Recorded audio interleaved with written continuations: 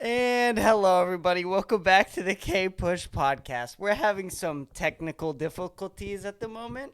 Our webcam is not working, so we're doing this just audio. And also, I don't know what episode this is. Well, it'll be like the lost levels in those old Mario games. Right? Yeah, exactly. Yeah. If you just take a tube, you have no idea where you're going. Yeah, it's got green mushrooms. You get your, you don't know what's happening. Yeah. But I kind of dig the radio thing. I mean, I have a face for radio, so it's Yeah. That's hilarious. Yeah. No, so you were my last podcast in Austin, Texas. Oh, really? Yes. All right, full circle. Welcome. Yeah. It all comes back around, and I think it's exactly 10 months. I think because you came back, we recorded 2 days before me and my girlfriend broke up. Oh, wow. And so... Well, maybe you'll get back together 2 days from now. Could you imagine? Boy, yeah, you dictate our relationship I'd hate to status. think I was responsible. Yeah. No, I don't think so. I don't know though. I guess. Is that the lady I used to see you with? Yes, Okay, yes, okay. that was the girl that you used to see me with, and then we broke up or whatever, and there a lot of shit happened. I mean, as most breakups do, but I ended up going back to Massachusetts for fucking like 9 months, and so I've just been back here like a little over 2 months now. Okay, yeah, welcome back. Thank you. Yeah, no, I'm so happy that we got you back on since the last time. I can't even remember sort of what we talked about the last time. I know we talked about you, of course, starting out stand-up. You started here, right? As I believe. Yeah, I think we mostly talked about the Austin comedy scene. Yes, I believe so as well, which you said you're kind of taking a little step back from. Yeah, well, I'm just not doing as much as I used to be doing in terms of being out every night. But I feel a lot happier with what I am doing. Well, yours was unsustainable. Yeah, the way Yeah. I mean, for most people, I don't know for you. Yeah, I mean, unless you have infinite energy and don't care about keeping a job, Right. Which for a good amount of time I didn't really care about keeping a job, because just so long as I could like get enough money from one job that it could keep lasting me for a little bit, what I really cared about was, excuse me. No problem. Yeah. Also, happy 21st. Oh, thank you so much. Had. Yes, we're legally drinking together Cheers. now. Yeah, absolutely. Because before that, we were just allegedly drinking. And now we're legally drinking. Right, of course. Yeah, we were not drinking before. No, but now of course. now we are. It was fake. It was all, It was prop. fake news. Fake news. We did a great job covering it up, but it was fake news. Yeah. They're trying to take us down by drinking fake alcohol. Right. So, but you had asked. Well, yeah. What had you asked me? I asked you just about you not going out as much. Oh yeah. Because what I was doing at that time was 6 nights a week, usually like 6 to 8 hours in the night, devoted to just like driving around, bouncing around. But I feel like I got what I needed out of that period of my life. I'm now, it's very difficult to make me nervous on stage. It's, I'm very comfortable. I developed a lot of different material. I mean, most of which I've forgotten and would have to like go back. And watch the videos Sure.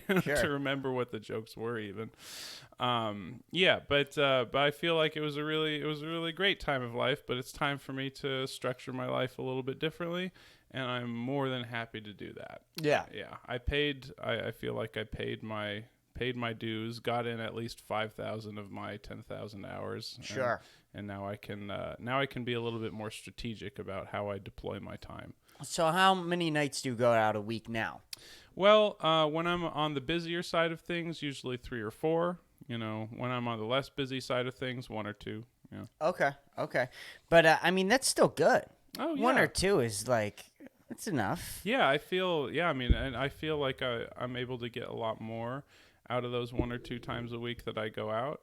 and also put a lot more thought and ideas into it. Like, for instance, I was telling you yesterday, that I shaved my face yesterday for a character. Yep.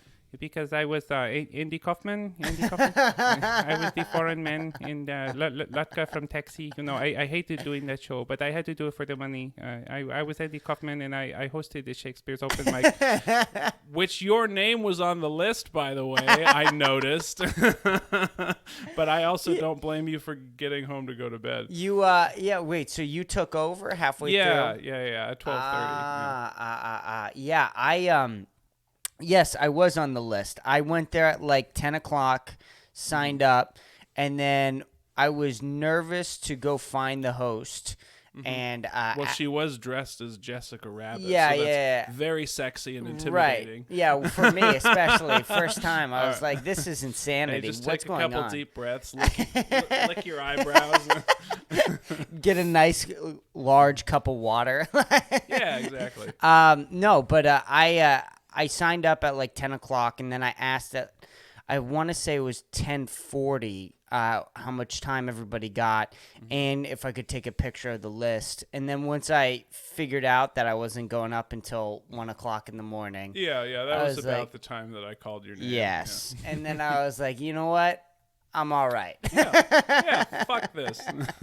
And it's so funny now because I just turned 21, so feel like I've just been staring in from the window at all these open mics. Oh yeah. And so you kind of build them up in your brain a lot. Yeah, like, but if you yeah, I mean, when I took over the hosting, I was like, this is not going to be a good show.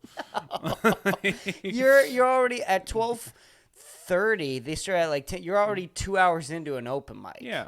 And so the only reason why I kept to do it was so I could practice the impression. And so it was 90 minutes of practice for that.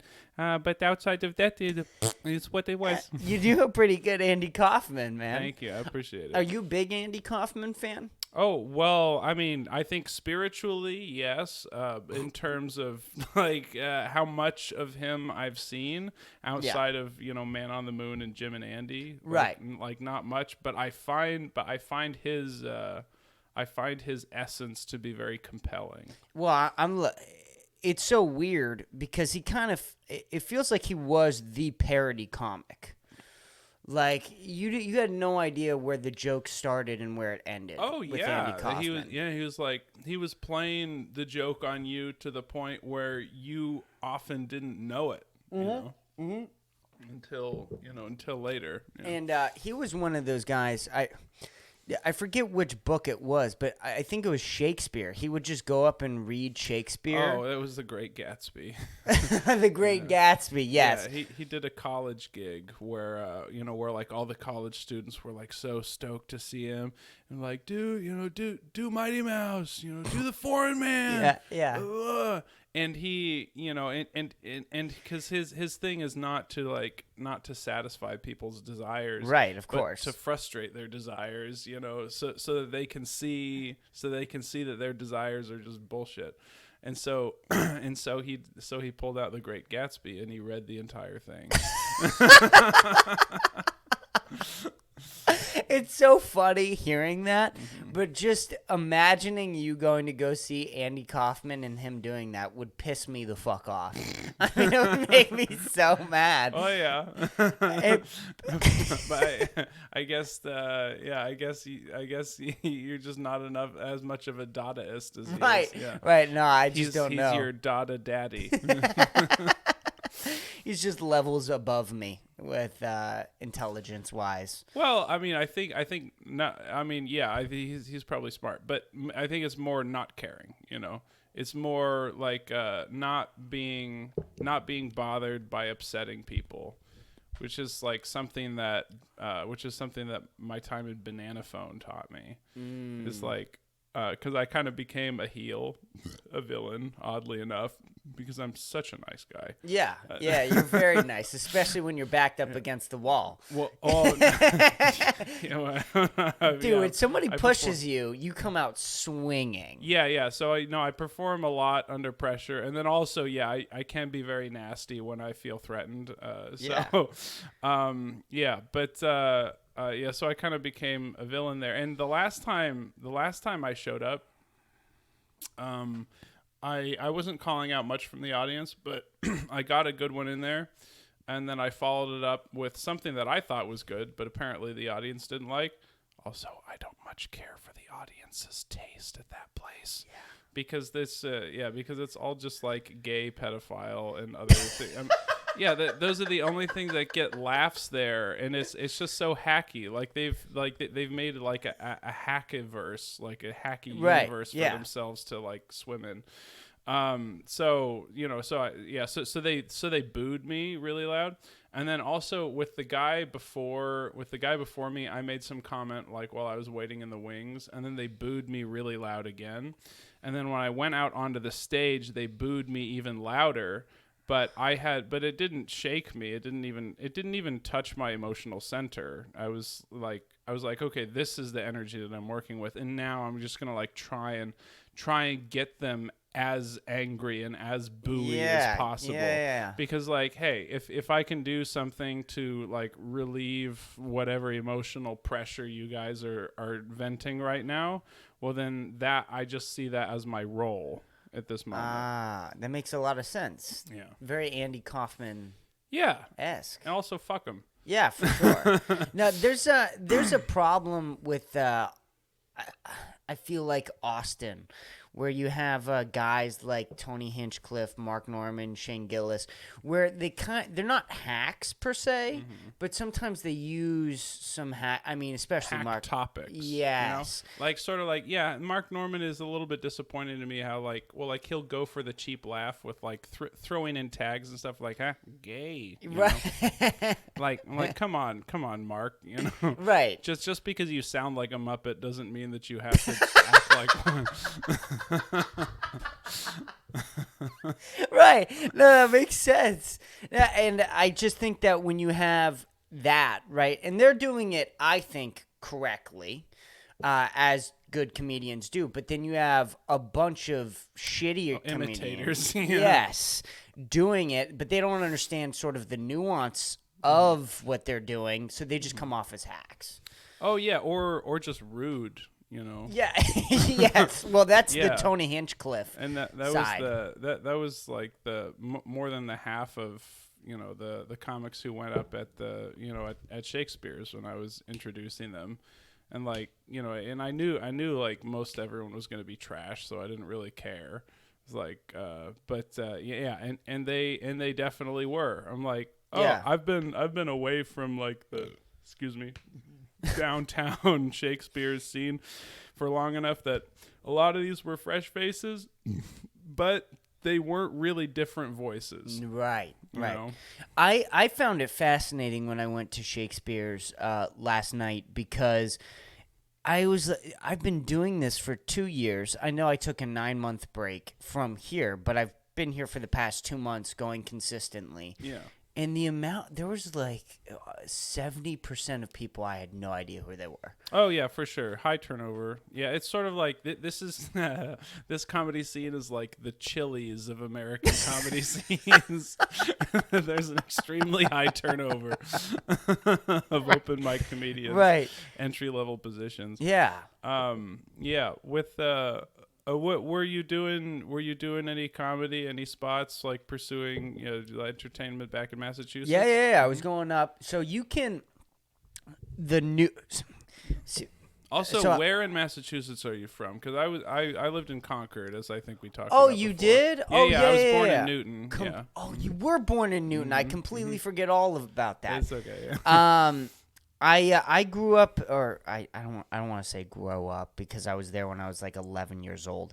Right outside of Brockton, Easton, Massachusetts, which is in between Mansfield and Brockton. Yeah, Easton has the sporting goods supply. Yes, yes. And but that's where I grew up, which is like where I was is directly in between Providence and Boston. And so That's probably an awesome spot to be. It wasn't a bad spot to be. Yeah. That for sure was not a bad spot. You can drive to 2 really cool cities in like half an hour each. Yes. Probably. Yeah. Well, Boston's different because the traffic is ass. Yeah, of course. Boston traffic is just uncomparable. Providence is probably a little bit more relaxed. Easy. You know? Yeah. Providence is in and out. Okay. Like it's sort of. And it's very laid back. I love Providence. I really like Rhode Island a lot. Now, both of my parents are white trash. Okay. And I feel like they kind of. Did you grow up in a trailer park or something? I did not grow up in a trailer park. But you also don't talk like a hick. You know. Right. Well, I have a really weird way of talking where I like kind of sound Pennsylvania white trash, and then there's like Massachusetts white trash, and then there's also like I spent 2 years in the projects, so there's like a little bit of African American in there. And I don't hear that at all. No, nothing about that. No, sir. No. All right. Maybe. This is audio only. Yeah. Your listeners, yeah. Leave white something in the comments. Fuck. Yes, you are. I'm white as fuck. This is a pivot. Yeah, for sure. Okay, but I heard, because I hear, so there's some nasaliness in the way you talk. You know, when you're saying it's like, I sort of like a Pennsylvania white trash. You know, it's kind of, it sounds like a duck. We'll see if. We'll see if I have a couple more drinks. Maybe you'll hear it. Maybe. Oh no, I do black scent a lot too. And that comes from growing up in LA and like half the people in my school being black or Latino, and so like I do like this code switching thing to kind of like fit in with them. That's me. With Latinos, like, hey, homie, pass the ball. That's man. me too. Big for me is the code switch. Is when I talk to my, some of my friends. I switch it up a little I still don't know what to think about code switching. I really don't want to dive into the topic. I just like doing accents. I don't really want to. I don't know. Like for me, it's just. I talk how my friends talk who I'm talking to. Because it's a little bit surprising to me. Because because the way that you talk doesn't really seem like like redneck or white trash, or which is also something that would surprise maybe some of your listeners, is that like there are rednecks in every state of the union, and they all talk like this, there are people in Massachusetts talk like this. They're just like out in the country, they're doing their thing. Yeah, they're all what is it? Why am I forgetting the name right now? Not Plymouth. They're all in Plymouth, Massachusetts. Okay. That's where all the rednecks are. Right. That's where we first landed, and this is how we gonna talk, because this is the most American goddamn thing you can do. Yeah. Yes. Yeah. But by the way, when I say I was in the projects for 2 years, what I meant by that was I lived in the suburbs, but I would drive to the projects, buy drugs there, and then go back to the birds to sell the drugs. Okay. I wasn't like living there, sleeping there. Hey, you don't. I mean, whatever your story is, you don't need to try and save face with me. I was just surprised because like you do have like a very proper way of talking about you. Yeah. So, I feel like that's also sort of the podcast talk. I'm not gonna lie. Okay, like the way so this is your podcast code. It is a little bit. Well, I try to sound smarter than I actually am on the podcast. I do that. Okay. I'm not gonna lie. I sound a lot dumber because I don't know. I feel like a conversation is always a dance, and I feel like it's always back and forth. And if you show up trying to, I don't know, use the best way to express yourself and use, the most articulate words you can. Yeah. It is better, but. Well, yeah, you're kind of like putting your best foot forward. Yes, exactly. Situation. But I had a podcast with one of my buddies, Tyler, who we were friends like while I was selling drugs. Like that was my buddy who actually ended up robbing my house recently. Recently? Yeah. Like while you were back in Mass? Before I came back. So while I was in Austin last time, he broke into my sister's car and stole my sister's friend's wallet. What an asshole. Yeah, well, yeah. And we don't know. This isn't confirmed, okay? But if there's another 6'1" African American with an ankle monitor who lives very close to my house, I'm very sorry. All right, bro. We don't need to go into any of that. Okay, but you grew up right between Boston and Providence. Yes. And okay, you sort of like were maybe lower middle class, something like that. No, so at the end, I was upper middle class. Okay, cool. When your parents did a little climbing. Yes, that I always say that is like when I was born, I was sort of lower middle class, and I sort of remember that a little bit, and then I just gradually went up the middle class. Yeah, cool. All right, so they got a little bit of American dream action. Yes, and like I always tell anybody about my childhood, is the first thing is I was basically raised by my mom. Okay. Like for sure, yeah, raised like by my your mom. dad was away at work. Always, the idea. Yeah, always. He was always gone. That's how it was when I was in when I lived in Massachusetts, right? Because like dad would like be gone in the morning, and then he'd be back, late after a long day of work. Yeah, and so he was just kind of someone who I would only see during the evenings. And I think that's very much the culture there. It's like you work hard, you do your long hours. Yes. You provide for your family. Yeah. I mean, even if your kid's a little shits, I mean, give them a little smack every now and again. But if your kid's a little shits, you still love them. Yes. You kiss your wife. You have sex maybe every month. If you're lucky. Yeah, exactly. Yeah. But no, and I always say like I was born in Erie, Pennsylvania, which is right in between Pittsburgh and Cleveland. Oh, that's on Lake Erie, isn't it? Yes, right on Lake Erie. And I always say Erie is a place for people who can't afford to live in Pittsburgh or Cleveland.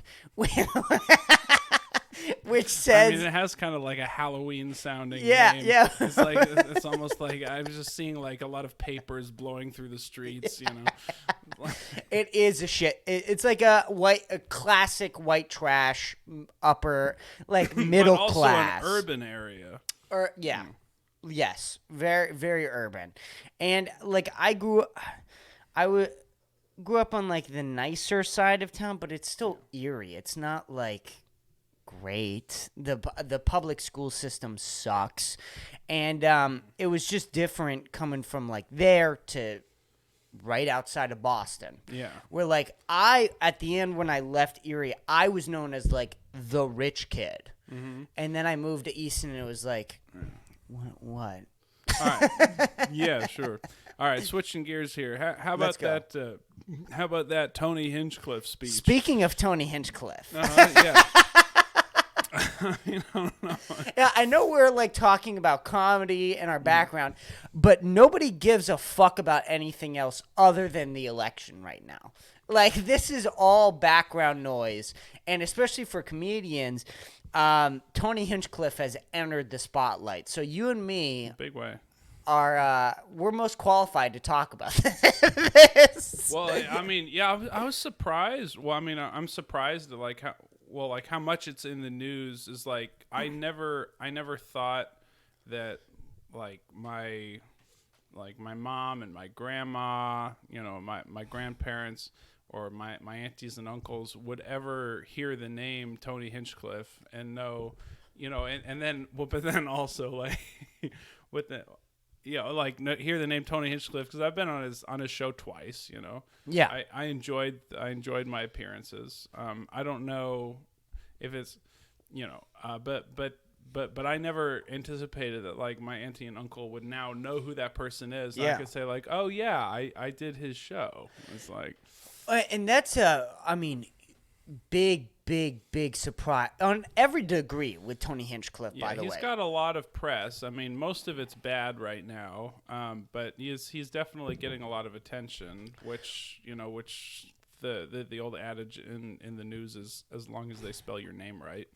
Right. That's pretty big. If you can spell Tony Hinchcliffe right in a headline, that's yes, that's big news. There's an E after the double F. Yeah. Well, my dyslexic ass wouldn't know that. All right. But either way, Tony, like over the past 2 years, and not just talking about this Trump joke, is like a completely different level. Number one, everyone from Massachusetts knows Tony Hinchcliffe from the Tom Brady roast. So you have to think about that too. Is like every single person, like overnight, basically, nobody knew who nobody from Massachusetts knew who Tony Hinchcliffe was. Yeah, unless they were a Kill and Tony then the fan. next day, right? Unless they were a Kill Tony fan or a real fan of like comedy. If you're a diehard comedy fan, you would know who Tony was. Yeah. And then the next day, everybody from Massachusetts saw Tony go up and just roast the shit out of everybody. And then you have that, but on top of that... Yeah, he was fantastic in the Tom Brady roast. Fucking amazing. I think he was terrible at the Trump rally. But, yeah. all he had to... I mean, he hardly had any actual jokes. And also, like, the context that he was in was not the place necessarily for jokes, No. Yeah, it wasn't set up for that, which he acknowledged, but he didn't think about ahead of time, so strategic error on his part. But most of what he was telling as jokes were just racial stereotypes. Yes. He was just regurgitating racial stereotypes, like, these Mexicans are having babies, Yes. Blah. So I didn't see the whole Tony Hinchcliffe bit. I'm not going to lie. I watched the clip on Instagram. It came up of the Puerto Rican joke. Yeah. There's that one. Which a lot of people seem to be. That's the one that a lot of people are talking about. Yeah. And but most of the liberals think it's in bad taste. The New Yorkers are like, yeah, you're fucking right, it is. I have two opinions on this Puerto Rican joke. Number one, I think it's funny. I think it's a funny joke. I think it's a good clean-up, set-up punchline. It was actually, it was like structurally decent joke. Decent joke. Because it's all a misdirection, but the misdirection was quite good because it's also making reference to something which a lot of people know about. The Great Pacific Garbage Patch. Yeah. Yes. Even though what most people don't know is that it's not like an island of garbage in the Pacific Ocean. It's mostly just like a bunch of microplastics swirling around in the middle of the ocean. Right. Which you can't actually see them. Which, by the way, probably isn't Puerto Rico's fault. It's probably the United States and China's fault. Yeah, exactly. that Puerto Rico's like that. Good point. But either way, going back to what you were saying, that's just not the time or place to make a stand-up. Like, to do stand-up comedy is not at a presidential rally. Well, and that was a presidential rally in or just outside of New York City, right? Yeah. Which has a very high Puerto Rican population. Was it at the Manhattan... it was Madison Square Garden. Madison Square Garden. Yeah. And so, but there's a huge number of Puerto Ricans who live in New York City. There are probably a lot of Puerto Ricans in attendance. Yes, for sure. Know your crowd, Tony.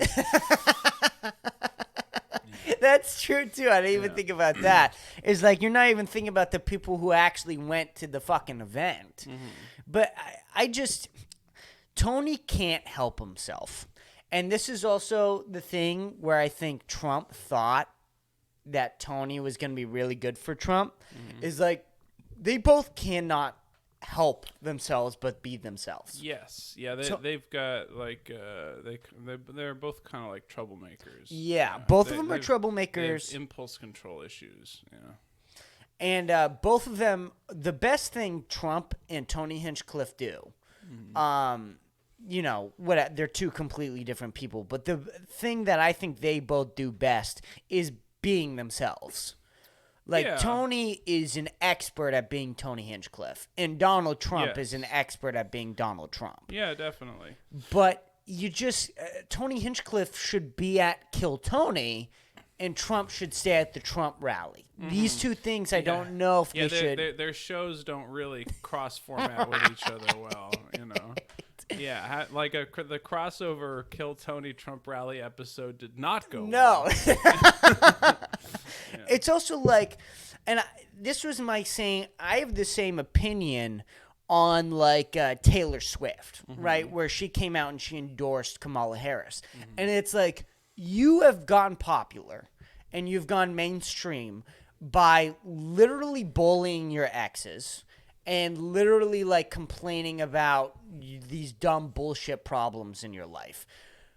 Tony Hinchcliffe has gotten mainstream by bullying open micers. I'm not saying that there's a problem with either of these two things. Taylor Swift, the hype needs to come down a little bit. She's not John Lennon. But both of them politically should probably keep their mouth shut, in my opinion. Again, this is a 21-year-old kid who doesn't know anything. I hope in the future, if I become a famous comedian, I don't open my mouth about who should be the next presidential elect. And that's just my opinion. I think. Well, I mean, yeah, you do have a good point about like entertainers not necessarily being the most informed, opiners when it comes to things like politics. Yeah, I mean they'll still endorse whoever they want to, whether it's for kind of sentimental or financial reasons. The big stars will, and I think also that's one of the reasons why like Trump and J.D. Vance have been going around like the comedy podcast circuit for the last month or so. Very strange, by the way. Yeah. Very strange. Yeah. What do you feel about that? Because I just listened to J.D. Vance on Tim Dillon. Yeah, I actually intentionally didn't listen to that, even though I listen to Tim Dillon every week. Yeah. You do? Yeah. I'm religiously Tim Dillon. Yeah, I love Tim Dillon. He's the most bombastic, inappropriate, ironic. It doesn't give a shit. Yeah. Yeah, I love him a lot. But I think that the reason why Tim Dillon, Rogan, Hinchcliffe, Theo Von, Andrew Schultz, this whole crew, you might still call them the Death Squad. I don't know what they are now. But these people have been having the presidential and vice presidential candidates on is not only for the views, but also a lot of them. So like Rogan was sort of the one who led the charge in terms of actually like getting some wealth going. Yes. But a lot of those people have kind of started becoming successful only in the last 5 or 10 years or so. Mm-hmm. And I think that they feel very, very justifiably that their financial situation will be better improved by a Trump presidency than a Harris presidency. And I think that's the reason why they're passing around the candidates on their podcast circuit. That makes a lot of sense. Yeah. And I also was listening to Crystal and Yager. They're the Breaking Points crew. They used to work for The Hill, but now they run their own independent podcast. Is The journalism. Hill left wing or right wing? It was like it's more left wing, but it was more moderate left wing, if that makes sense. Sure. And Yager, I don't know how to say his name, is like a Republican. He used to work for Fox, and then he worked for CNN. And Crystal is strictly a Democrat. And okay, so they sort of like balance each other. Yes, they go back and forth all the time when they're covering news, which is very interesting. But Crystal had an interesting point where like you don't want to push Trump too hard, or he might not come back on. Like, you kind of do want to be a little friendly to Trump because then he'll come back on and then you get all those views again. Oh, okay. That's what you're saying. Which is an interesting point. Yeah, I mean, as far as I can see, like, none of... Okay, because the only one of them that I watched was the first one that Trump did was Theo Von. I watched Trump, Schultz's, and Rogan's with Trump. Yeah, well, Theo Von, I think, was the first one who had... either Trump or Vance on. I believe that's correct. Yeah, and I watched it, and unsurprisingly, it was a completely non-political, discussion. Right. And so I understood that every single one of these further ones is going to be non-political. It's going to be personal. It's like they're going to be trying to paint themselves as like a relatable guy. Right, right. And so that's why I didn't watch any of them, and I don't think I ever will. because there's no reason to. Yeah, of course. Yeah. Although I did recently watch Trump play a round of golf with John Daly's son. That's pretty cool. That's pretty good. Because I've been playing a little bit of golf recently. I've been having a lot of fun with. Oh, that. really? Have you? Mm-hmm. But we can go to the golf talk right afterwards. Okay, yeah, you have a point to make. It's on the tip of your tongue. Schultz's was a little bit. He pushed. I want to say Schultz pushed the most. Okay. Out of Rogan was Rogan, where Rogan was like, so these JFK files, and Rogan was like, so aliens. What do you think about aliens? Okay, cool. And that was kind of cool to see from Donald Trump. Schultz, I think, pushed the hardest out of all three of them, which was very surprising. Although he is, I want to say... Well, the title of his podcast is Flagrant. And how do I say his name? I'm forgetting it. Akash Singh. Yeah. He did an excellent job kind of co-interviewing him. And I want to say he might have even pushed Trump more than Andrew did on a lot of different points. But the thing that I want to say... was interesting was Mark Cuban went on Theo Von the next week, and he basically went on for 30 minutes about how Kamala should come on Theo Von's podcast. Trump, like equal exposure. For equal exposure. Rogan said something in the middle of the podcast about Kamala coming on. And then I listened to, and I don't listen to. Yeah, that was sort of like the rumor before Trump appeared on Rogan. Was that Harris was going to be on Rogan. Absolutely, and there's also rumors that Rogan was going to like hold a debate between those two, and I also heard that between Biden and Trump, which is hilarious. You're laughing. Which is hilarious, right? Can you imagine Joe Rogan as a debate moderator? No, absolutely not. Just Kamala and Trump arguing about the JFK assassination. It's like, no, I'll release the files. Oh my God. So I want to say that Schultz, Theo Von, and Rogan all seemed like they were willing to have Kamala Harris on, and it feels like Kamala didn't want to go on those podcasts for whatever reason. Whatever reason that is. So she was willing to have them, but they were willing to have her. But the Tony thing is different from them going on the podcast, because Tony Hinchcliffe is showing up to a Trump rally. Oh yeah.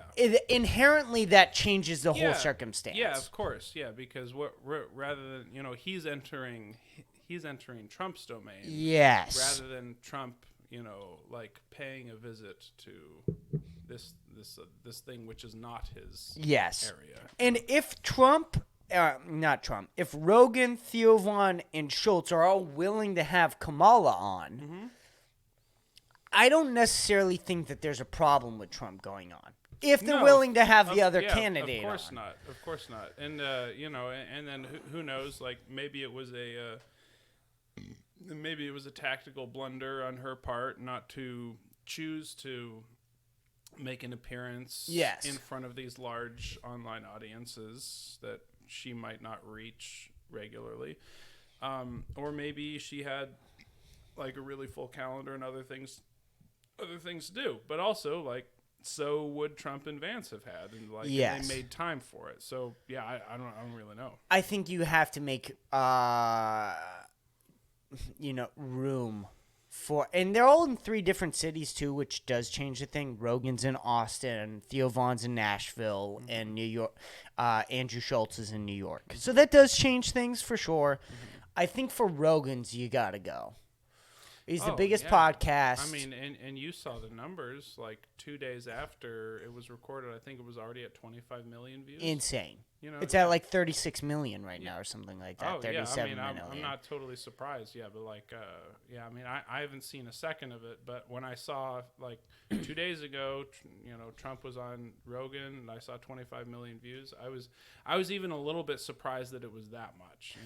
So, did you hear about this, like, YouTube, it being hard to find on YouTube? Did you hear about this? No, it was recommended in my feed. Really? Was it? Yeah. That's because I checked yesterday, and it was interesting. So I looked up Donald Trump, and it didn't come up. There was a bunch of videos about the Donald Trump Joe Rogan interview, but the interview didn't come up. And then I looked up. Yeah, but I guess you would want to Google. Well, you would want to search Donald Trump Joe Rogan. Yes, and then it came up. I think I had to look up Donald Trump Joe Rogan interview. I think like maybe the algorithm was pushing these reaction videos. Yes, that's true too. And so for sure. Yeah, but I mean, but if you're searching Donald Trump Joe Rogan and then that comes up immediately, well then that's I don't think there's, because also like, well, it sounds like maybe you're saying there's some people who are saying it's like, oh, they were suppressing the video. Yeah, and I don't know. But these are also like the shadow banning people. Yes. Who have all these kind of like conspiratorial ideas about what the social media algorithm is doing without any evidence. It's like, I mean, as soon as someone starts mentioning shadow banning, like, to me, it's become an entertaining fictional conversation. So do you not think shadow banning is real at all? Oh, I have no idea because there's no evidence, Well, there was that one executive who said that they do shadow ban when one of the girls went on undercover and they got it. And then the Twitter files. Believe that they were, I don't really know what you're referring to. But also I can understand that the social media companies like have their ideas of like what ideas they want to put out in the world, what they want to promote, what they want to suppress. And so it doesn't really surprise me that something like shadow banning would be taking place. Right. But at the same time, it's like, well, what the fuck are you gonna do about it? Just keep on living your life and and posting your shit if posting is part of your life, and then and see if people like it. I always say that shadow banning's the hardest thing to like decipher, because like of course because it's in the shadows. Exactly. I think that there's evidence that some things have been shadow banned for sure, in my opinion. The Twitter files is the most predominant example of that, in my opinion. But then you just, you hear people talk about shadow banning and you go, well, maybe your shit sucks. Maybe your account sucks. No, that's really maybe good. what you say sucks. That's a good point. Like maybe what you're saying people aren't interested in. Right, and they're just blaming shadow banning on the fact that they have crappy content. This podcast has been shadow banned. Oh, no. I didn't know that there were no viewers for this. Oh, shit. Why did I drive down here and go off-roading to try and get to this goddamn godforsaken apartment complex? I'm sorry. I'm so sorry to inform you that this podcast has been shadow banned, and no one's going to see it. No. And it has nothing to do with the fact that nobody wants to hear opinions from a 20-year-old that has started just spewing their opinions since they were 17-year-olds. It has nothing to do with any of that. I think that our conversation so far has been very entertaining. Shame on you. But just to ask you, how many downloads or views do you have? So it depends. It depends. When I get into a rhythm of uploading, of course, I get more views. Yeah, of course. Well, what's the range? What's your highest and what are your lowest? Anywhere from 20 views to 150 views per episode. Yeah. And I have no problem with that. Right. Well, I'm sure that you do it because you enjoy it. I'm having a fun time. You're passionate about it. Yeah. I mean, you have you got all your gadgets and gizmos and everything.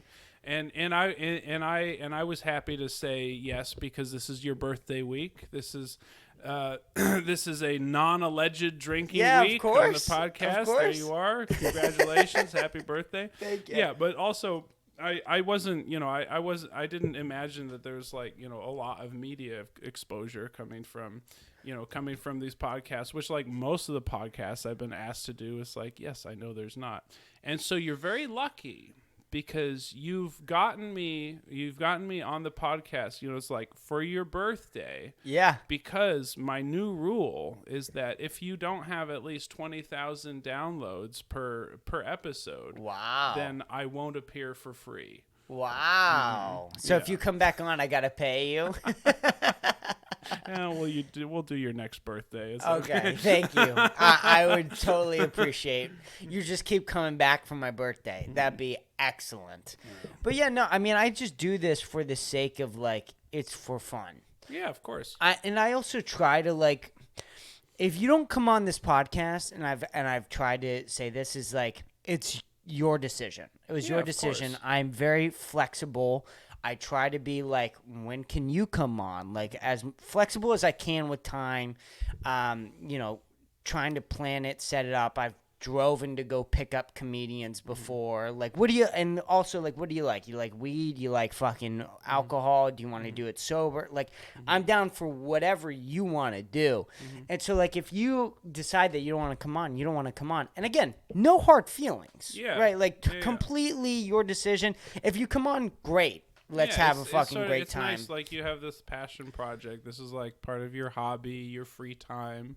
You even like to devote your time, energy, and resources like picking people up. Yes. So I think because I listened to like a few minutes of a few of the other episodes when you initially asked me to come on and showed me sort of like the feed.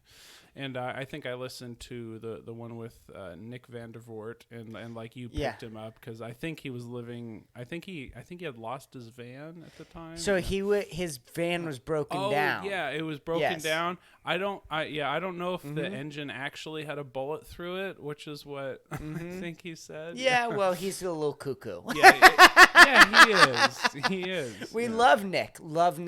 He's gonna come back on the podcast. Yeah, I love him a little bit less since like he got some popularity in the comedy scene, and now he seems to like be looking down on me. Really? He is like he has no real cause to, but like he used to show up to my open mic all the time, and so like my idea is like like, oh, you're looking down on me now? Well, you're welcome for the time.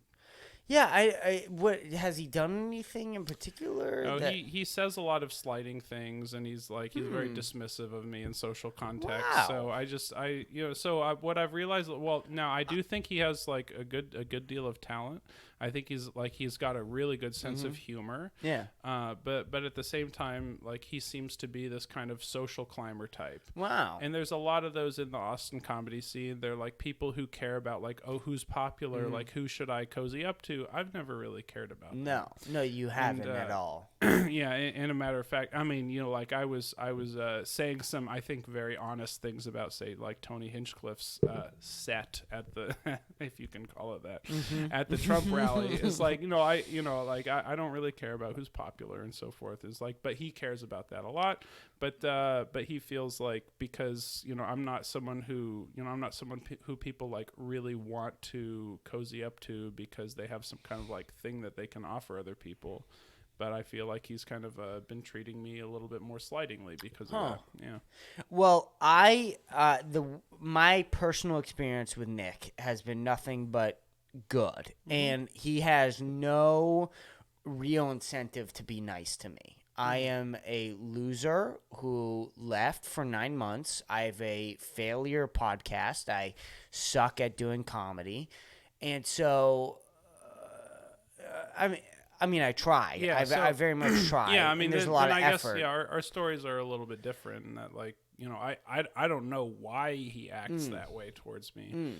But those are my impressions, But he also doesn't seem. But he seems to be the kind of guy like who would be pleasant to people, like if he is. Yeah. Like if even if he doesn't have like necessarily a reason to be nice to them, it's like. He seems like pretty well adjusted that way, but for me, mysteriously, like he acts in a way that's not really. Could I say something to him? Oh no. No? Don't involve yourself. Matter of fact, we should probably just move on from it. Okay, yeah, let's move on. No problem. But I've always thought like where were we before that? We were talking about the podcast, I believe. And yeah, so I've just always tried to like fucking have a good time here. That's all this has ever been. This started because I wanted to be an open micer when I was 17 years old, and it was in the middle of COVID, and there were no open mics in all of New England because Rhode Island and Boston, Massachusetts in general, everything was totally shut down. Totally shut down there. And so I couldn't do anything else but this. So this is all an outlet of not being able to do stand-up comedy. Yeah, and that's a great reason to do the podcast. And I think that's the reason why I enjoy myself so much when I've come to pay you a visit and have a conversation, is that we're here just to have a good time. And and that's always like the first impulse for any kind of like show or something that you're trying to put together, something that has some kind of motivation behind it, is like, well, it's for enjoyment, because like if you're not enjoying it, then the people who wind up listening to it aren't going to be enjoying it, and right. Like, what's the purpose? You're just kind of like bashing your head into the ground. I've also tried to not put this podcast before anything else. I think that this podcast has sort of been almost like a journal of my life a little bit, not like fully, but a little bit of like where I'm at, what I've been going through, what I have. Yeah, it's the opportunity to like recap and take stock and just sort of reflect on what's been happening. Yes, exactly. And so like if you don't put this aside, if this is your number one thing that you're doing all the time, then your life becomes a podcast. And I don't think people find life about podcasting very interesting. No, I think the life should come before. It's like very meta. It's sort of like the people on Instagram who make a living teaching people how to grow their Instagram following. Yes, that. It's like wearing a hat on a hat, Yes, that's exactly what it's like. I heard you like shoes, so I got you some shoes for your shoes, And when I feel like I can be consistent with it, I am. Mm-hmm. But like this past year, a lot of shit happened. I broke up with my girlfriend. Mm-hmm. You don't see me and Dominic anymore together ever. Yeah. Oh no. What happened to Dom? I think he had sex with my ex-girlfriend. So, a bunch of shit happened, and so this year I was just like, I can't record as much. Unfortunately, it is what it is. Yeah, it sounds like you need to kind of like take stock, like reassess where you were at in life. Yeah, absolutely. Yeah. And I ended up like, there's just so much growth in this past year. I feel like I'm not even the same human being anymore. Yeah. I physically look different. Like, I lost 15 pounds, and then I fucking just kept hitting the gym all the time.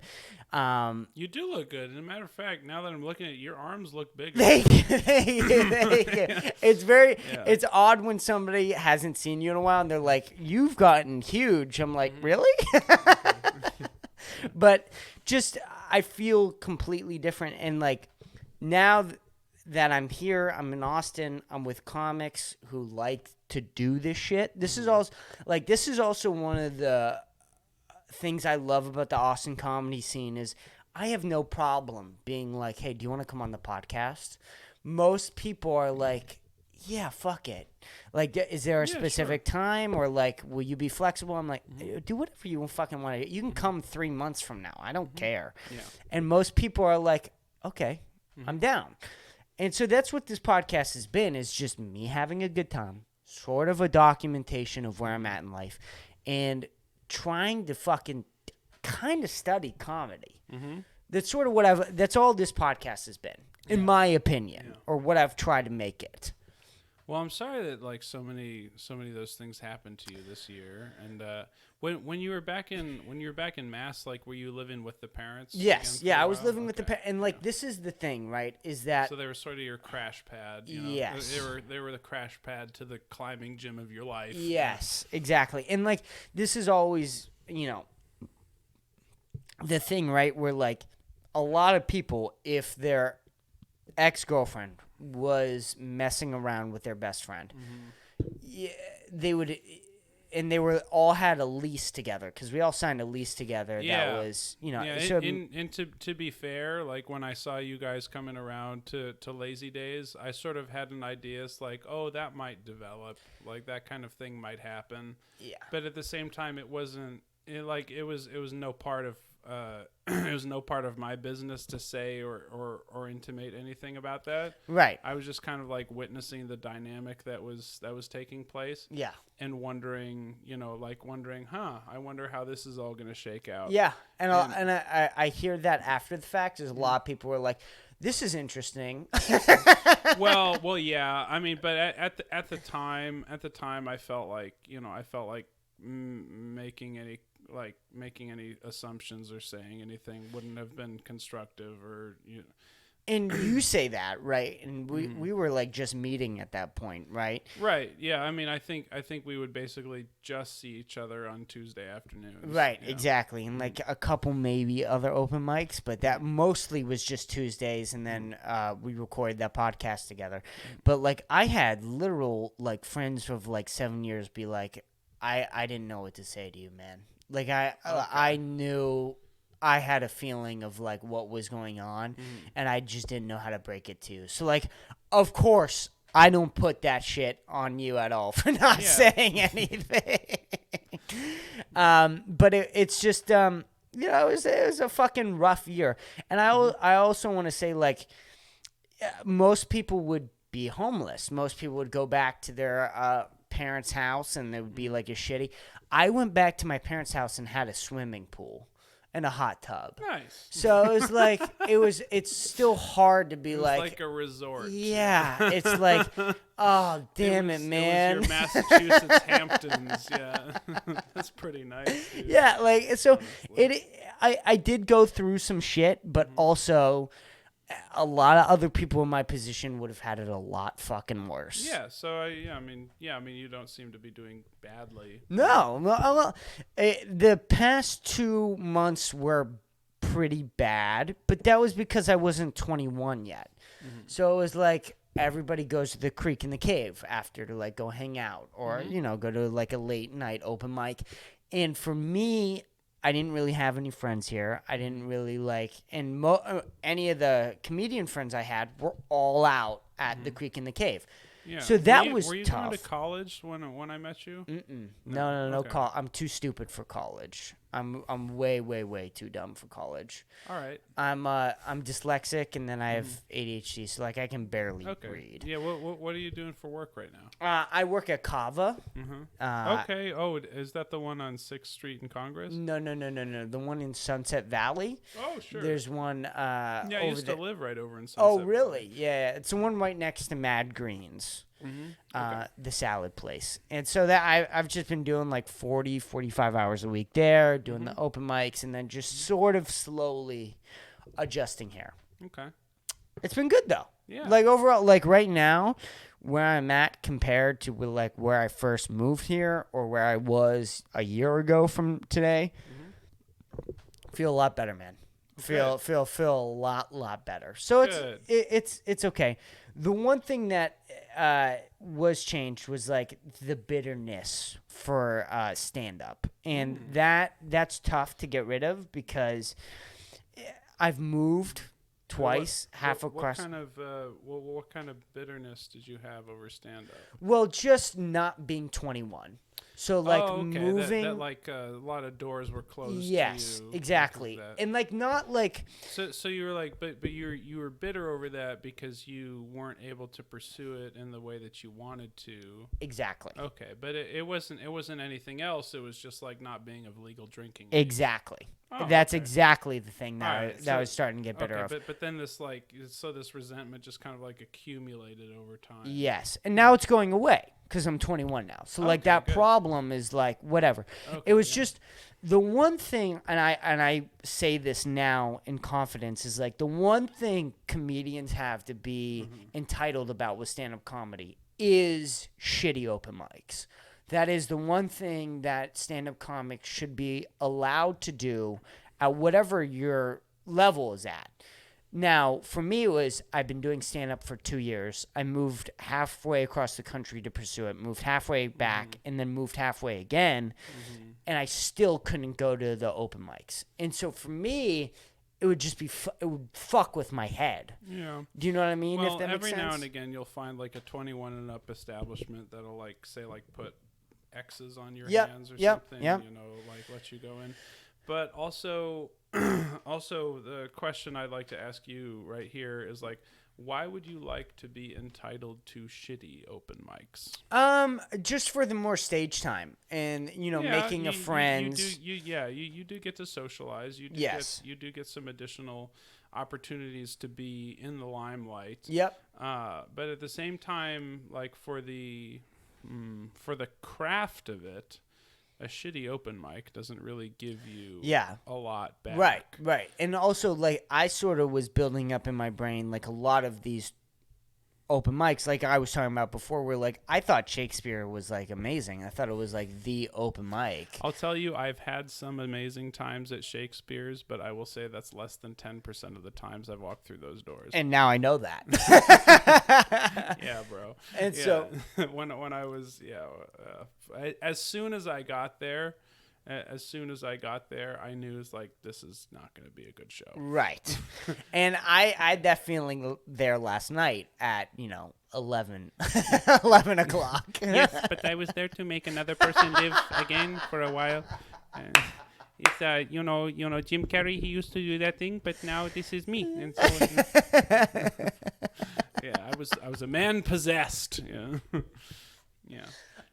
I hardly broke character. I mean, like I did need to break character a couple times for things, but not on the stage though. Do you mind if I use the bathroom? Oh yeah. We'll take a break. Let's take a break. All right, guys, we'll be right back.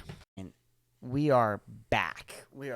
All right, so I wanted to ask you, what's that girl? I'm forgetting that blonde comedian's name who's a girl. You did a YouTube web show with her about dad jokes. Oh yeah. Yeah. Christina Mariani. Yes, Christina Mariana. Am I saying her name right? Mariani. Mariani. How the fuck did you book that gig? By the way, that was really fucking funny. By the way, thank you. Yeah, it was a funny video between both of you. You guys were both hilarious. Thank you. How the hell did that happen? I was how did I get in touch with the guy who does? So the channel Roz's Office. Yep. Well, they're like a pretty big channel. Yeah. The guy who runs it, I think he just DM'd me one day. Like I'd been seeing videos from that, on my feed, like other comedians I knew doing that, and then I think he just DM'd me one day, because I liked the videos that he was putting out, like, oh, this is cool content, but I just got a message, And then, did you work with Christina beforehand? No, we didn't really prepare or share. Well, we didn't share the jokes that we'd be doing, but right. But they said it's dad jokes, and my first 6 months were almost entirely in one-liners. Yeah, right. So I found like some of my old papers and wrote down a bunch of my one-liners and did those. Yeah. And then, did she know who you were? Oh yeah, yeah. No, I've known her for more than 3 years now. Okay. So you guys have like clashed before at open mics or whatever. So like it wasn't completely. Yeah, we used to do the there. same open mics all the time. Yeah. Okay, word. So like it was just sort of seeing like a friend or whatever, and then Although one time at the Parlor Room a few years ago at on Rainey Street. She and some friends of hers were walking past me as I was on my way in, and they were on their way out. And as she walked past me, I felt someone slap my butt, and I thought that was her, but I think it might have been a friend of hers. I think it might have been old Ridge. Yeah. Did you bring that up? Was that before or after the video, number one? Yeah, I did bring it up later. It was, no. And long before the video, I was like, you just slapped my butt. You know? Hey, Christina, who slapped my ass? So, what was the answer, though? Oh, well, no, I can't disclose that. Oh, okay. So it could have or could have not been Christina. I can neither confirm nor deny. He pleads the fifth, ladies and gentlemen. Absolutely. No, that's fucking hilarious. No, that was a really funny video. I remember, like, one of her jokes went fucking viral. Oh, yeah. I forget which. It was the Muslim TikTok one, I think. It's just tick, tick. Yeah, I mean, that was such. And then, why am I forgetting? Were you guys on there with other comedians, or were those normal people watching you guys? Yeah, the people on the couch was the host, and then also like a kind of, I guess she was like a chick influencer girl. So she wasn't a that comedian. The host had that the host had invited, and then the other one on the couch was actually my girlfriend at the time, who is my girlfriend now. Oh, yeah. Congratulations! Yeah. So that's been going for a while then, because she's been on that. Yeah. We've been around each other for about a year now. Yeah. Also, do you? I mean, I don't want to put any of my projections on you. Oh. Go ahead. Are you worried about if you guys break up, like, that time kind of exists forever on the internet in that video? No, because like on that video, like we're just having fun, enjoying each other. And also I think, like, because like we've had a few bumps along the road, in our relationship. And I think what we've both made really clear to each other is that just by sheer dumb luck and chance, we found someone who's like very kind of simpatico in like a thinking, feeling, sense of humor. I think we care a lot about each other, and I would at least hope that we don't stop doing that, right? And and have a and like would be a support and a person to talk to, throughout all of our lives, hopefully, and no matter what happens in terms of our interpersonal situation. Sure. Yeah. And by the way, again, that was total projection. I am not. I'm totally putting my problems and throwing them at you. You were imagining like, well, what if I was, like in a video with like this person, right? And then we broke up. It's like, well, then our faces are on the thing forever. Yes, exactly. And whatever, it doesn't matter. No, but it's something to think about. Like when you're in a relationship with someone, if you do some kind of you do some kind of media with them, then it's imprinted. Yeah, forever. Whereas, it's a little weird. And this is the first sort of generation to like do this. Right? I mean, like, you had a little bit of magazines. Humphrey Bogart and Lauren Bacall were lovers and also played across from each other on the screen. Spencer Tracy and Katharine Hepburn. But you had to be multi-famous, right? Like, you had to be next level famous, to be on a magazine or be in the movies or be in an interview. But that's not really any different. Like, if you're like appearing in this media, fair enough. And like, and you're saying, like if one, in what you're predicating the question on is like, well, if one of you becomes like really well known in the culture, like how would you feel about being on the video with you if you guys broke up? Right. So I think it's the same, but the thing is, like, our human relationships are entangled, are entangled with our personal and professional lives, no matter what. Like, if you're in the corporate environment, you should try and keep those things as separate as possible, because because that will that'll fuck your shit in a minute. Yeah. But if you're in the more creative areas, it's like a lot of those lines are often a little bit more blurry. Well, yeah, I mean, how many like band members have dated each other, Absolutely. right? Like where they're in the same band and they dated, Absolutely. and Yeah, and the thing that determines sexual relationships more than most other things is proximity. yeah, That's why long distance dating sucks, and I don't recommend it to anybody. no. Sorry, I thought you had more to go off of that. No, I was just trying to burp. No, yeah, no, it is kind of interesting, like how fucking relationships are so blurry in any sort of artistry. Yeah, they're a very fuzzy part of life. Yeah, and that, like, going back to like Pablo Picasso, right? Mm-hmm. Like one of his most famous.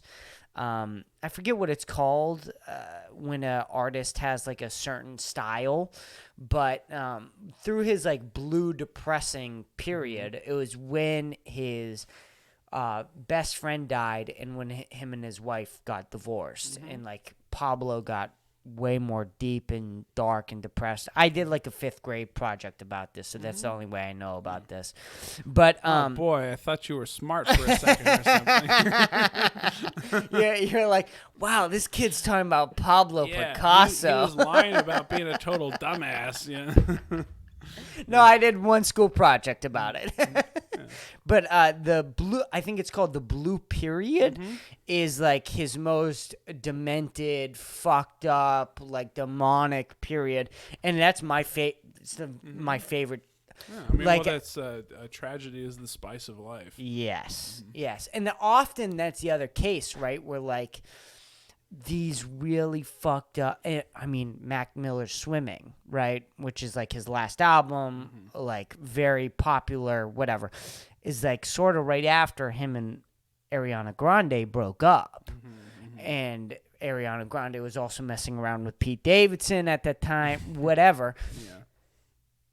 But like, would swimming exist without that? I don't know, No, but it is an probably interesting not. question. Yeah, everything that happens in the world depends on everything else. Right. And I mean, Kurt Cobain is an excellent example with, I'm forgetting her name right now. I think it's Courtney something, whatever. Courtney Love? Yes, Courtney Love. Thank you.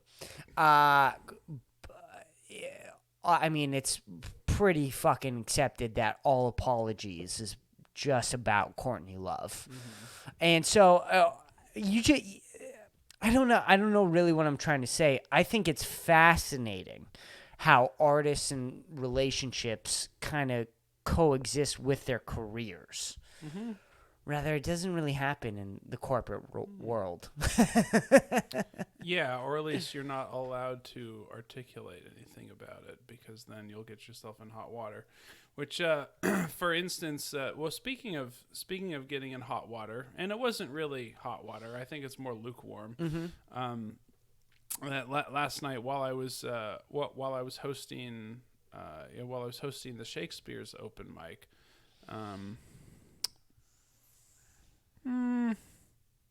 never mind. I don't. Well, one thing I will say actually is the last 2 times I've been asked to do it, there has been an individual who will remain without a name because their name does not deserve to pass through my lips. Yeah, of course. Yeah. But they're so kind of desperate for for like any kind of and also like and their judgment is clearly off, because for them to be so desperate to get onto the Shakespeare stage after 1 a.m., is just an entirely delusional move. Yeah.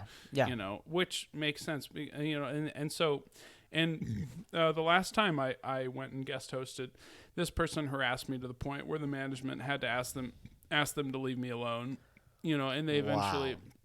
Yeah, I mean, and they got to the point where they were like, okay, we're going to ask him to leave, if he talks to you again. And so then this time had the same experience with the same person. Wow. Yeah, and the management asked them. Yeah, but also like I think the last time I did put them up, I did introduce them, and they were terrible. They're terrible. Yeah. So they're they're a loser, no prospects, no talent, no kind of, I mean, which is not to say that they might not at some point figure something out and have something of value to offer, have some kind of I mean, which also, like, a person who has threatened me on multiple occasions, like, how like I'm tooting my own horn here, but like but to be so nice to that person is to say they have the potential to become something after they've been this kind of asshole to me. Can I ask what they were like doing? What were they doing to like annoy you or harass you or? Well, it's okay. So so last night specifically, it's like they came up to me. I recognized them immediately. Mm-hmm. You know, I wasn't prepared to do them any favors because of my previous experience. Sure. And they said. So the first thing they said was like, "Hey, I'm so sorry about being aggressive with you last time," which I was like, "Okay, thank you. Cool. I appreciate that. Yeah, you know, that's great." They said, and then they said, "Hey, I already went up tonight, but is it okay if I can go up again later?"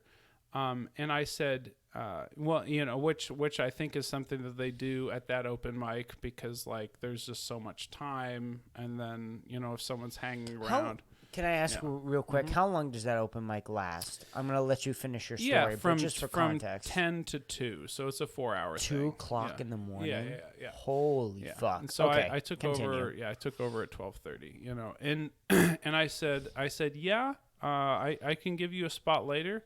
But right now, I can't tell you when because I have a lot of names to go through. Yeah. You know, and so and they said, "Is like, no, just let me, you know, just let me go up again." And then I think and then I think I let them put their name on the list. I'm like, okay, you just put your name right there. And he said, like, do you know when I'm gonna go up? And I'm like, obviously not. Right. You know, you know the last time I went up on the microphone and I was reading through people's names, 5 people weren't there. Right. You know, so why would I? How could I possibly know that? Yeah, and so you know, and so he's basically just trying to start a fight. You know, and I guess trying to start a fight without realizing it, like. And he's like being so ambitious about something which almost doesn't matter at all. Yeah. And that's something where, you know, like if you're going to harass the host at the, you know, at the place where you're trying to get your performance time, it's like it's not really going to serve you well. And so, you know, and so I went back to the bar and then he brought it up again. He's like, hey, you know, like, you know, when are you going to let me up? You know, and I'm like, I can't tell you that because I don't know how many of those people are here and how many aren't. So you're just going to have to be patient. And he's like, oh, you bitch ass. You know, it's like, you know, like starting to. He starts cussing you out. Yeah, start cussing me out, you know. And so, and then like, you know, and then he's like, you know, like, you know, and then at one point, like he puts his hand out to shake my hand. I'm like, okay, I'll shake your hand. And then I like trying to pull my hand away and he like, you know, clenches down on it to not let me take my hand away. And that was that I think that was the point that I was closest to actually like knocking him out because he's like a foot shorter than me. Yeah, you know? You're a pretty tall guy. Yeah, right. Yeah. and so but like I pulled my hand away from him like, okay, I'm getting out of here, you know. But I and then while I was doing that, I asked the bartender, and unfortunately it was a new bartender. It was someone who was new there. Mm-hmm. Like, hey, I'm really sorry to bother you, but this guy's caused me problems before. It's like, can you text one of the managers to try and take care of him? So the manager comes over and like, comes out and talks to him. And then, you know, and I see the manager around and I was like chit-chatting with him, which also the manager didn't even recognize me because I was doing such a good Andy Kaufman. Oh, really? Yeah. It was only when I went to go to the bar to get another drink, you know, that the manager was like, oh shit, that's you, Derek. Yeah. And so, and then the manager told me that apparently at that point, like, well, he told me later that he had asked that guy not to talk to me, but after the manager asked him not to talk to me, I was going to the bathroom, and I saw that guy like leaving the bathroom, but I'm like not making eye contact. I'm just like, not looking at him, acknowledging him at all. Right. I go to the bathroom, and I'm there, do my business. I start washing my hands, and then he starts talking to me. He followed me into the bathroom. What? Yeah. And he says like, you're gonna let me up tonight, right? And I looked at him and I said, with the way that you're acting right now, no. And you need to take no as an answer and just get out of here, because the answer is no. And I finished washing my hands. He's like, oh, so you're going to act like a little bitch, right? And I'm like, yeah, I guess that's what I'm doing. And then because he like he stood in between me and the door, but then I started walking toward the door and I just didn't slow down, and he moved out of my way. And I'm like, good fucking riddance, Wow. Which is the craziest thing. Yeah, it's insane. For something that doesn't even matter. It's Shakespeare's on a Monday night. Nobody is there who's going to help advance your career. After 1 o'clock in the morning. Yeah, after 1 in the morning. The only people who are there are comedians and people who are sad and desperate. Yeah. There's nothing for you there. Or somebody's so drunk they can't comprehend what's going on. Exactly. Yeah. There's people like who are at the bar because they hope that being at the bar will help escape, like give them an escape from their life, from reality. Yeah. So I'm just so I was astonished at this guy, but because also like when he was in the bathroom, he's like why are you fucking with me, man? He's like, like you're getting in the way of my career. And I stopped. Your career? Yeah, right. I stopped myself, but I'm so tempted to turn and say like, what career? Yeah. That's insane. Holy shit, right, man. Right. This guy's mentally ill. Yeah. And also, like, you got to be dealing with this shit as an open mic host. This isn't something that's going to be paying you or going to be furthering your career. Right. You're doing this for reps or to practice your Andy Kaufman impression. Yeah. And on Thursday, I'm gonna get $20 for the hour and a half that I spent there. You know? That is nuts, man. Right. Well, and now there's a guy in the world who, if he like totally snaps, might decide to buy a gun and put a bullet through my head. That's which, by the way, an open micer in Austin. Right. No, there's way too many guns around. Yeah. Like that's one thing that I think Texas might have it backward on. Yeah. The ratio is not lower than 50. It's not lower than 50%, let's say. Oh, you think like open micers who have weapons? Yeah. Oh, well, open micers who are about to snap and cause havoc. That is... Oh, yeah. That's a good percentage. Yeah, I mean, there are people like who've like become homeless because they're trying to pursue comedy. Yeah. Or just like a hobo who started doing comedy. Yes. It's like Craig Martin is so like there's something about me that loves him, even though it's like but the thing that bothers me about his act is like you have to laugh at him to enjoy it. I don't know if you've ever seen him. I haven't. No. Yeah. I'm inferring that he's a hobo who does yeah, he's a homeless guy. But he also has like a kind of he has a kind of energy that's really, like that there's something good about it. But at the same time, like he doesn't have a great deal of talent in terms of, well, he doesn't. I don't really know how to describe it. Yeah.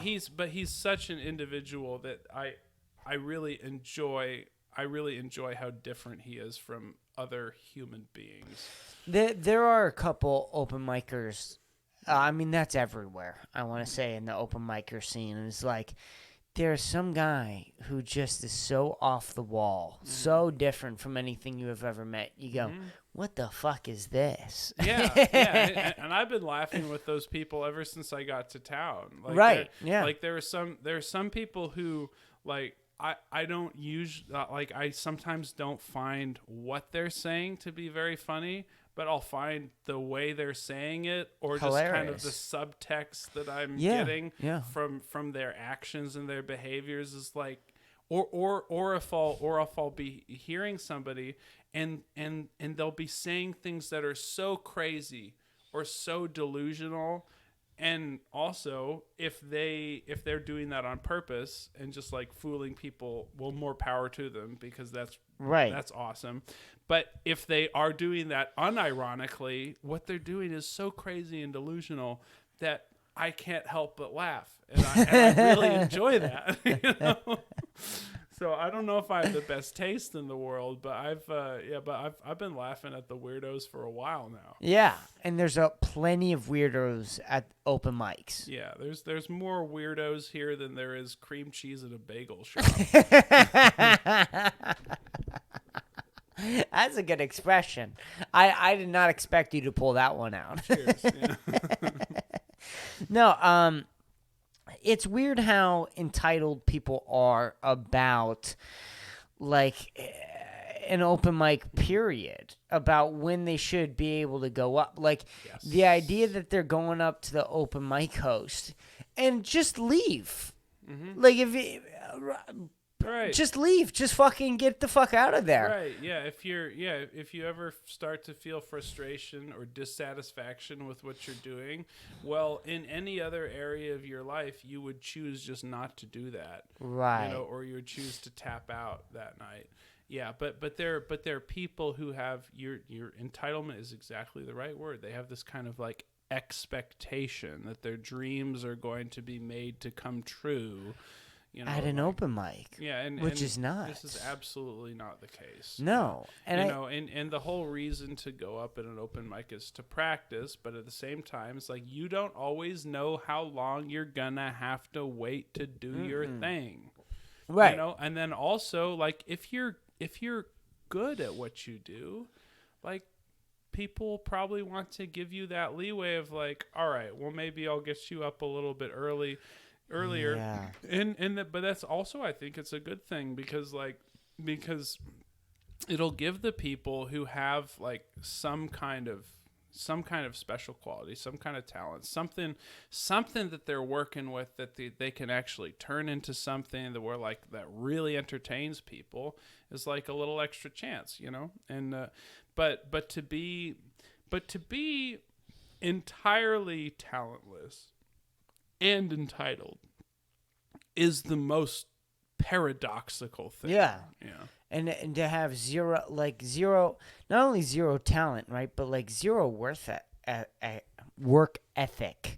Like, you can kind of tell most people who suck and work really hard don't usually suck that long.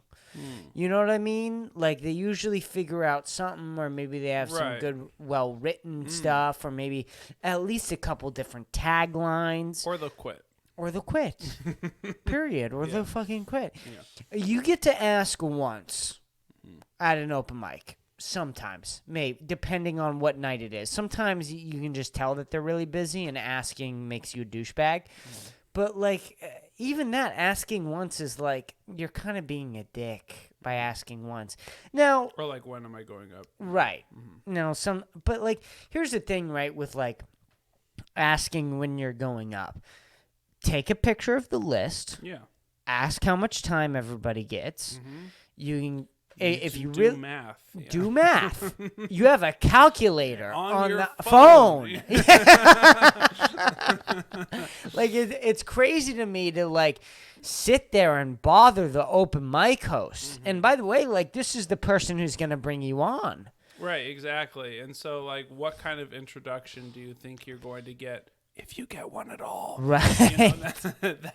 If you've been cursing out the person who's going to be introducing you. I've always tried to remain very respectful of the open mic host, very respectful of the owner of the establishment. Oh yeah, and I've always tried to be very patient. Yeah. And that's important. Oh, and speaking of like respecting the management and everything, is like one of the things that like really shocked me. When I was at the was towards the end towards the end of the mic, there were some people, like, I think who they worked at a bar nearby. Yeah. And then one of the guys, like, I was giving him the light, and then he started plugging the bar that he was working at and doing his whole spiel about like, you know, $5 margaritas, $2 shots and stuff like that. And so I started giving them the light even more like, hey, don't fucking do that at the bar next door, you know. And then eventually he got off stage and I said, you know, and I said, "What? I give him the light a lot because I want to save his career as a doorman on 6th Street." You know? and then I was at the bar, to get another, you know, to freshen up my drinks. And then the bartender was like, "Hey, what the fuck was that about? That guy doing that?" I said, "No, you don't understand that I can't push him off the stage, but I was giving him the light like crazy so that he would get the fuck off the stage." And that was the new bartender. Because that's not it was like because that was not cool. And then that guy came up and walked up to me. And then he was saying something about, you know, blah blah blah blah blah with I forget what he was saying. I forget what he was saying, but my response was like, "No, you shouldn't have plugged the bar that you were working at." And then the manager pulled up and he was saying to that guy, like, did you just plug the bar that you work at? Yeah. You know, and I was saying like, "Yeah, see, you really fucked up. Go talk to him," you know? And then I was like overhearing their conversation. You know, the manager at Shakespeare's was saying like, "Hey, do you want me to talk to blah blah blah?" It was like he was giving the name of the manager at the bar that he was working at. You know, so like, but I mean, but that guy almost got me in hot water. You know, because he was because like he was plugging his bar, and I'm like, "Fucking get off the goddamn stage!" Yeah, that's Don't crazy. Do that. Yeah. That's fucking nuts. By the way, anybody who like promotes anything at an open mic is critically insane. Like that's fucking nuts. Period. No matter if you're promoting, like, hey, follow me on my Instagram. I mean, you know, like if you really crush it, like you can say that, but then also, who's gonna actually pull out their phone and follow you? He's like, yeah, I appreciate it. I'm at DD Wilder's. Yeah. You know? Nobody's caring. Yeah. The only way you can plug your stuff is somebody comes up to you and is like, "Hey, you did a really good set," and that to that individual person, you're like, "I have an Instagram if you really want to like check me out or whatever." Yeah. But like, I've never promoted this fucking I've never promoted this open mic at any stand-up thing I've ever done. Period, and that's done very intentionally. Mm-hmm. Like this podcast, you mean? Yeah, this podcast. It's like, there's no way I want to go up and bomb for 3 minutes and then be like, "Hey, by the way, I have a podcast." If you thought this bomb was bad, why don't you watch me bomb for an hour? Well, you might be one of the sanest open micers that's living in Austin, Texas today, which is a really good, it's a great credit. Yeah. Just having some self-awareness. I think I've got to get out of here really soon. No problem. I've got to head out to Cap City, but it's really been awesome talking with you. Dude, thank you so much for coming on right after my 21st birthday. Absolutely. If you want to wait till my next birthday, you're more than welcome to. If you want to come on 3 months from now, every 6 months, whatever the fuck you want to do, I am more than welcome to have you on whenever you want, as much as you want. You can plug your Instagram though. please at least do that. All right, for your listeners, I am at Derek D Comedian, DEREK D Comedian on Instagram and on YouTube. Hope you guys all have a great day, and thank you one more time for having me. Absolutely. Please go see this fucking Kill Tony maniac who will roast literally anybody, no matter who the guest is. Including Jeff Ross. Yeah, that's correct. Thank you so much, Derek, for coming here, man. It was a blast. Appreciate you.